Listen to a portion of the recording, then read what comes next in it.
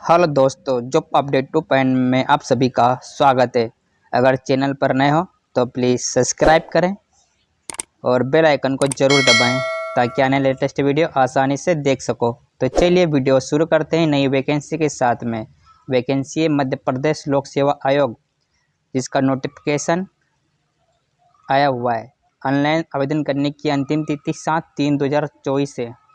मध्य प्रदेश लोक सेवा आयोग द्वारा सामाजिक न्याय एवं निःशक्तजन कल्याण विभाग मध्य प्रदेश शासन हेतु व्याख्याता अस्थि बधितार्थ के कुल 4 पदों के हेतु आवेदन किया जा रहा है।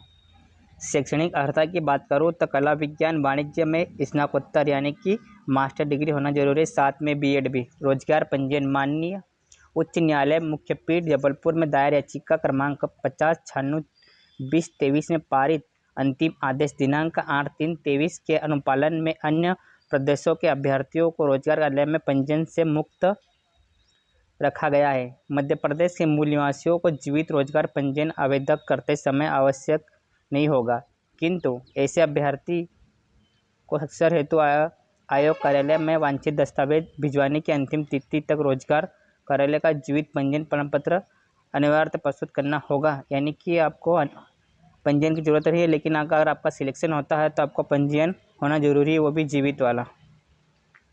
मध्य प्रदेश शासन की सेवा में कार्यरत शासकीय निगम मंडल उपक्रम आयोग बोर्ड विश्वविद्यालय स्वशासी संस्था के कर्मचारी तथा नगर सैनिक अभ्यर्थियों को विभाग कार्यालय द्वारा जारी अनापत्ति प्रमाण पत्र को मान्य किया जाएगा। उपरोक्त अनापत्ति प्रमाण पत्र प्रस्तुत करने पर रोजगार पंजीयन से छूट रहेगी। आवेदन पत्र केवल आपको ऑनलाइन स्वीकार किए जाएंगे, ऑफलाइन किसी भी तरीके से मान्य नहीं किया जाएगा। आवेदन दिनांक 8/2/24 से दिनांक 7/3/24 तक www.mponline.government.in तथा mppsc.mp.government.in पर कर सकते हो। आवेदन ऑनलाइन आवेदक पत्र की सावधानीपूर्वक जांच कर ले, यानी कि आपको जो फॉर्म भर रहे हैं उसको अच्छे से जांच कर ले। ऑनलाइन आवेदन पत्रों में दिनांक 12/2/24 से दिनांक 9/3/24 तक त्रुटि सुधार किया जा सकेगा, यानी कि जो भी अगर गलती से भरा हुआ है तो इस तारीख के बीच में आपका आवेदन को सही किया जाएगा। इस हेतु पत्र सुधार पत्र 50 रुपये लगेंगे आपको अलग से, ठीक है। ऑनलाइन एग्ज़ाम होगी, इसमें OMR सीट रहेगी। और परीक्षा केंद्र की बात करें तो इंदौर, भोपाल, ग्वालियर, जबलपुर में होगी, ठीक है। विज्ञापन के संदर्भ में आवश्यक सूचनाएं। परीक्षा का परिणाम केवल आयोग की वेबसाइट mppsc.mp.government.in पर प्रकाशित किया जाएगा, ठीक है, या फिर आपको ईमेल या एड्रेस के माध्यम से भी सूचना दी जाएगी। प्रकाशित विज्ञापन में विज्ञापित पदों की कुछ कम ज़्यादा या बढ़ाया भी जा सकता है, ठीक है। अभी 4 पद के लिए चाहे तो बढ़ भी सकते हैं, कम भी हो सकते हैं। पदों की बात कर लेते हैं। पद का नाम है व्याख्याता अस्थि बधितार्थ। रिक्त पदों की संख्या URL 2 पद है, ST 1 पद है, OBC का 1 पद है। रिक्तियों में से मध्य प्रदेश के मूल निवासी महिला यानी कि महिला के लिए UR 1 पद है। रिक्तियों में से मध्य प्रदेश के मूल निवासी दिव्यांगजन यानी कि लंगड़े लूलों के लिए कोई पद नहीं है। टोटल पद 4 है। पद का विवरण। पद का नाम है व्याख्याता अस्थि बधितार्थ। विभाग का नाम है सामाजिक न्याय एवं निःशक्तजन कल्याण विभाग। श्रेणी राजपत्रीय द्वितीय श्रेणी। पद की स्थिति स्थायी है। वेतन की बात करूँ तो 36,002 से 1,14,800 है, ठीक है। इसमें अगर आपको भत्ता वत्ता सब दिया जाएगा। पद के करते हुए शिक्षण प्रशिक्षण संबंधित कार्य यानी कि पढ़ाने संबंधित कार्य है।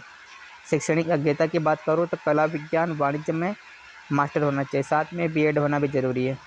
अभ्यर्थी के पास उपयुक्त अर्हताएँ मतलब जो बताए वो होना चाहिए। ऑनलाइन आवेदन करने की अंतिम तिथि तक होना चाहिए, ठीक है, नहीं तो वो उस पर विचार भी नहीं किया जाएगा और आपको बाहर कर दिया जाएगा।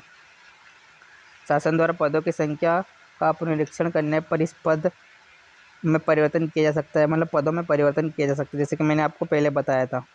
चयनित अभ्यर्थी की नियुक्ति 2 वर्ष की परीक्षा पर की जाएगी। किसी भी प्रवर्ग में मध्य प्रदेश की मूल निवासी महिलाओं के लिए आरक्षित पद उपयुक्त महिला अभ्यर्थी अभाव में उसी उसी प्रयोग के पुरुष अभ्यर्थी के चयन द्वारा भरे जा सकेंगे। मध्य प्रदेश के मूल निवासी होना चाहिए और जनजातीय होना चाहिए, और इसमें दिव्यांगजनों को 40% की छूट दी जाएगी। मध्य प्रदेश सिविल सेवाएं नियम 1961 के अंतर्गत अनर्हता कोई भी उम्मीदवार जिसे महिलाओं के विरुद्ध किसी अपराध का सिद्ध ठहराया गया हो किसी भी सेवा या पद पर नियुक्ति के लिए पात्र नहीं होगा। अगर आपके खिलाफ कोई कानूनी कार्रवाई है तो आपको पद पर भर्ती नहीं किया जाएगा। परंतु जहां किसी भी उम्मीदवार के विरुद्ध न्यायालय में ऐसे मामले लंबित हो तो उनकी नियुक्ति का मामला आपराधिक मामले का अंतिम निश्चय होने तक लंबित रखा जाएगा। यानी कि जब तक आपको न्याय नहीं मिल जाता या सिद्ध नहीं हो जाता तब तक आपको सिलेक्टेड नहीं किया जाएगा। कोई भी उम्मीदवार जिसकी 2 या 2 से अधिक संतान है, जिनमें से एक का जन्म 26 जनवरी या उससे पहले एक का स्वीकार नहीं किया जाएगा। वायु सीमा की बात करें तो 21 वर्ष की आयु पूर्ण कर ली हो और 40 वर्ष से कम हो। आयु की गणना 1-1-24 के अनुसार की जाएगी। चयन प्रक्रिया की बात करूँ तो चयन प्रक्रिया के प्रथम चरण में एक प्रश्न पत्र परीक्षा का आयोजन किया जाएगा। परीक्षा की तिथि परीक्षा योजना तथा पाठ्यक्रम आयोग की वेबसाइट mpsc.mp.government.in पर प्रकाशित किए जाएंगे। परीक्षा में प्राप्तांक के गुणानुक्रम के आधार पर विभिन्न प्रयोगों हेतु विज्ञापित रिक्तियों में के 3 गुना तथा समान अंक प्राप्त करने वाले अभ्यर्थियों को साक्षात्कार में अभिलेख प्रस्तुत करने हेतु सफल घोषित किया जाएगा। इसमें शासन द्वारा छूट भी दी जाएगी आप लोगों को। परीक्षा उपरांत परीक्षा में पूछे गए प्रश्नों की पेपर सेंटर मॉडरेटर द्वारा तैयार प्रावधिक उत्तर कुंजी आयोग की वेबसाइट mpsc.mp.government.in पर प्रकाशित की जाएगी 5 दिन के पहले। ठीक है, आप इस पर जाकर आपत्ति दर्ज कर सकते हैं, जिसका शुल्क 150 रुपये है, जो कि नॉन रिफंडेबल यानी कि पेमेंट वापस नहीं दिया जाएगा। आगे देखते हैं। अगर हमारे चैनल पर नए हो तो प्लीज़ सब्सक्राइब कर लीजिए यार। थोड़ा टेलीग्राम पे वीडियो के डिस्क्रिप्शन में टेलीग्राम लिंक है, उसे ज्वाइन कर लीजिए। वहाँ पर आपको सभी को वीडियो मिल जाएंगे, वीडियो की PDF भी मिल जाएगी और सारी गवर्नमेंट जॉब से रिलेटेड सारी न्यूज़ मिलती रहेगी हर दिन। आगे बात करते हैं तो कैसे आवेदन में क्या क्या होना ज़रूरी है और परीक्षा में क्या क्या ले जाना ज़रूरी है, देख लीजिए थोड़ा सा। पासपोर्ट फ़ोटो एक कुछ भी होना, पासपोर्ट फ़ोटो, मतदान पत्र, ड्राइविंग लाइसेंस, पैन कार्ड, आधार कार्ड, बैंक खाता, पोस्ट ऑफिस की प्रोडक्ट पासबुक, शैक्षणिक संस्था द्वारा अधिकतम 3 वर्ष पूर्व तक जारी परिचय पत्र। आवेदन प्रक्रिया उक्त पद हेतु आवेदन पत्र इंटरनेट के माध्यम से ऑनलाइन जमा कर सकेंगे। उसके बाद कोई चारा ही नहीं है, ऑनलाइन की सेवा किसी भी प्रकार से मान्य नहीं किया जाएगा। चैनल शासन के नियमानुसार 3 वर्ष की छूट दी जाएगी, जिसमें 45 वर्ष से बढ़ाकर 48 वर्ष की जाएगी। दस्तावेज से संबंधित जानकारी तुम्हें बता देता हूँ। अभ्यर्थी की समस्त शैक्षणिक अर्हताएं ऑनलाइन आवेदन करने की अंतिम तिथि 7/3/24 तक पूर्ण होना चाहिए। यानी कि आप जो कर रहे हैं वो पूर्ण होना चाहिए, ना कि बीच में कुछ गैप या एटी नहीं होना चाहिए, अन्यथा फॉर्म को रिजेक्ट किया जाएगा। आरक्षित श्रेणी का लाभ प्राप्त किए जाने तो आवेदकों के पास परीक्षा ऑनलाइन फॉर्म प्रस्तुत करने की अंतिम तिथि तथा या उससे पूर्व मध्य प्रदेश शासन द्वारा जातीय प्रमाण पत्र के लिए प्राधिकृत अधिकारी द्वारा प्रमाण पत्र प्रस्तुत करना होगा। यानी कि आपको यह जातीय प्रमाण पत्र प्रस्तुत करना होगा।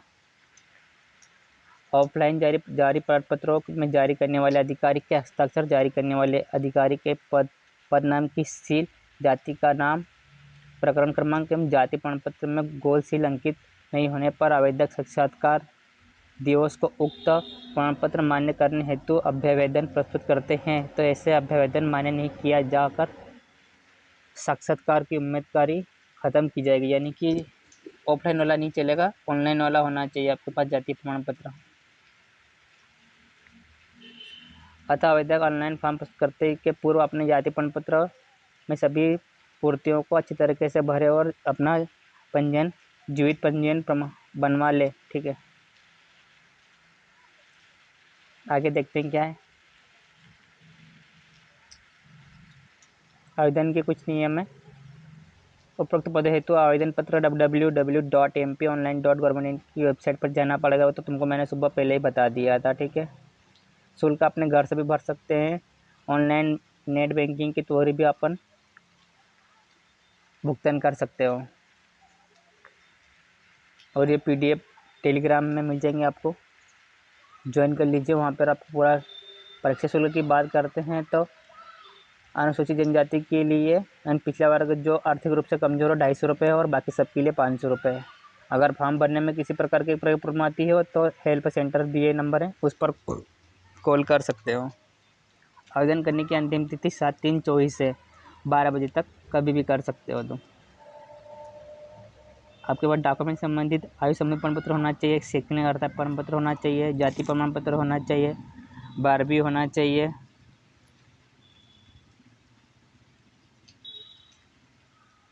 तो जो और ये PDF पूरा जाके मेरे टेलीग्राम में जाके देख लीजिए थोड़ा सा। और चैनल पर नए हो तो प्लीज़ सब्सक्राइब कर लीजिए थोड़ा, ताकि आने वाले लेटेस्ट वीडियो आसानी से देख सको। परीक्षा केंद्र पे एक कुछ भी ले जाना पड़ेगा, तुमको आधार कार्ड ले ही ले जाना, ठीक है। वही सब जगह मान्य होता है। तो आज के चैनल में इतना ही बस, ठीक है। Thank you very much, good bye.